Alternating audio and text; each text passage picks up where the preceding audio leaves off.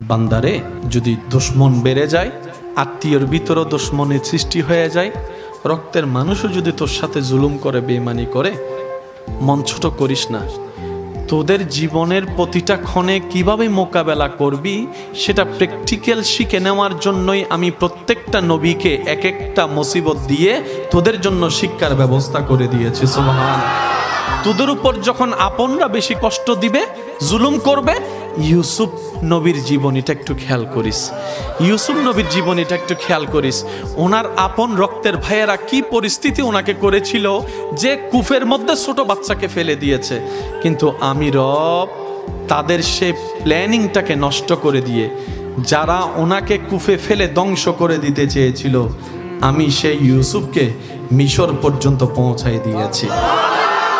জগৎ ওনাকে অপরাধী ভেবে, অপরাধী মনে করে জেলখানায় বন্দী বানিয়েছে।